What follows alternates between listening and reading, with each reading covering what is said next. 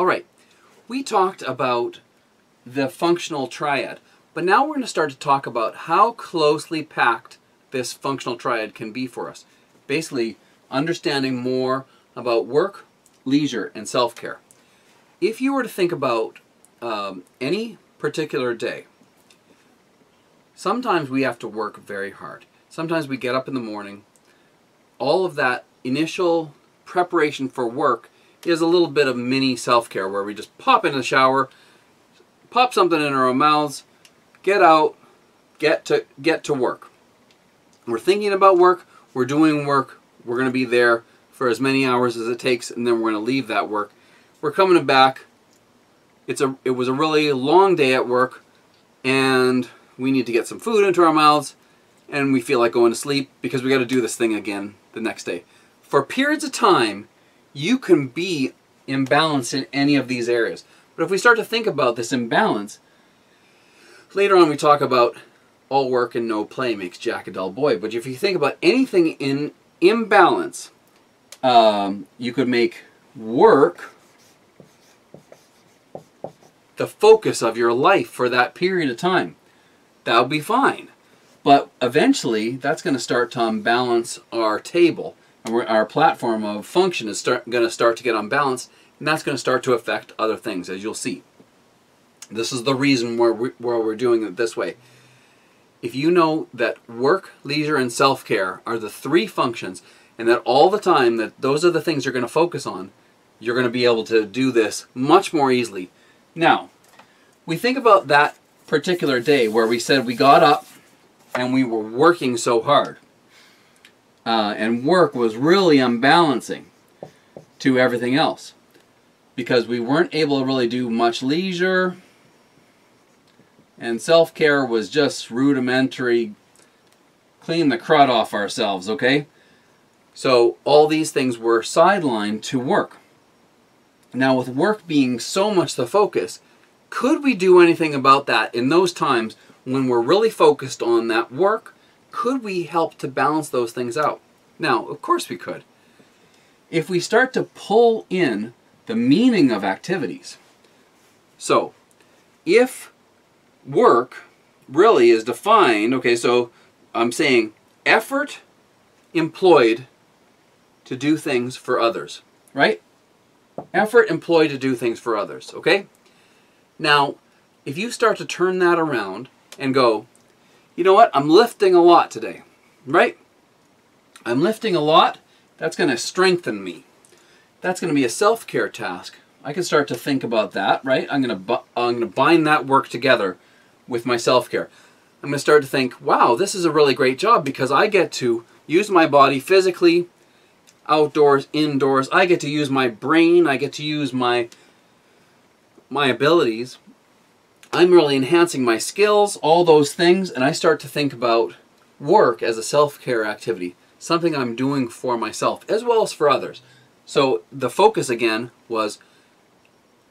is basically that effort employed to do things for others. But now leisure is time and activity spent for enjoyment, play, and recreation. Okay? So, are there things happening at work that we could enjoy? Absolutely. Right? We could be having fun with people, you know, at a moment, talking about, oh wow, this is heavy or whatever. We have a little competition. That could be a recreation. Something where we say, well, maybe we can go faster doing this task. Maybe we could, you know, do something more challenging, some coordination task while we're doing the things. Maybe we could focus on how many times we say a certain word through the day. Something fun that we kind of pull in there. And now this work day starts to have aspects of leisure. Interacting with our colleagues doesn't have to be drudgery. We're spending a lot of our time with these people. And these people are important to us. Those relationships are important. So if we start to think about those times spent in recreation with them, as well as self-care, tasks performed to fulfill basic personal needs. Basic personal needs of physical activity are part of that. So if you start to work this in, you might start to balance out work with other tasks. Now let's say you were imbalanced in another area, right? say you're leisure driven, right? You have all this stuff going on. It's vacation time, and you're really focused on getting up in the morning, going out, doing a bunch of fun activities, focused on recreation, focused on those relationships. But easily you could start to say, oh boy, I didn't even have time to put my sunscreen on this morning. I am sunburnt. That I didn't take care of myself. Well, of course you could, right?